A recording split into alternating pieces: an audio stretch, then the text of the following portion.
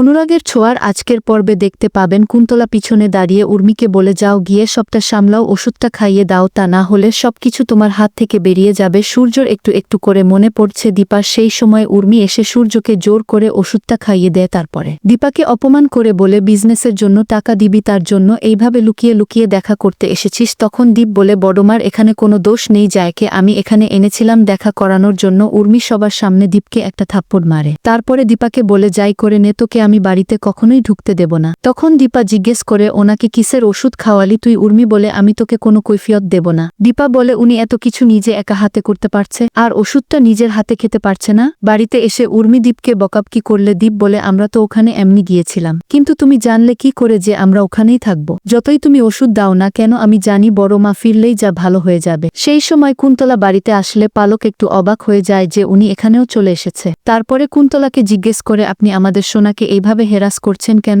তখনই কুন্তলা পালককে বলে, বুঝতে পারছেন না কেন? সন্তান নেই আপনার? পালক সেখান থেকে চলে গেলে সুযোগ বুঝে উর্মিকে সুর চোখে খাওয়ানোর ওষুধটা দিয়ে চলে যায় কুন্তলা। অন্যদিকে দীপা রূপার সঙ্গে দেখা করতে আসে। রূপাকে জিজ্ঞেস করে, তুই ওইখান থেকে চলে আসলি কেন? রূপা বলে, বাবার তো সবাইকেই মনে আছে, তোমাকেও মনে আছে, কিন্তু মনে নেই শুধু আমাকে। দীপা বলে, তুই তো তারপরে দেখিস নি তোর বাবা কেমন অন্যরকম হয়ে গিয়েছিল। উর্মি এসে তোর বাবাকে একটা ওষুধ দিয়েছে, আমার মনে হচ্ছে ওই ওষুধেই কিছু নেই তো। রূপা তারপরে দীপাকে জানায়, যেদিন সে বাড়িতে থাকার জন্য গিয়েছিল সেদিন কুন্তলাও বাড়িতে এসেছিল। সুর যে কুন্তলা কেউ চিনতে পারছিল, কিন্তু চিনতে পারছিল না শুধু রূপাকে। দীপা বলে, কুন্তলার এত সাহস আমাদের বাড়িতে আসছে, আমাদের পরিবারের কারোর কোনো অসুবিধা হচ্ছে না সেটা কেন আমাকে জানতে হবে? কালকের এনডি রেস্টুরেন্টে একটা মিটিং আছে, আর সেখানে তোকে আসতে হবে। এরপরে দীপা বাড়িতে এসে অবিনাশকে জানায় যে ওই ওষুধেই কিছু নেই তো কেন? উর্মি ডাক্তার বাবুকে ওষুধটা দেওয়ার পরে ডাক্তার বাবু কেমন অন্যরকম হয়ে যাচ্ছে। তখন অবিনাশ বলে, আমার বন্ধুর একটা ল্যাব আছে, যদি কোনোভাবে স্যাম্পেলটা এনে দিতে পারেন তবে টেস্ট করে আমি আপনাকে জানিয়ে দিতে পারবো। বন্ধুরা, আপনাদের মতামত কি কমেন্ট করে জানান,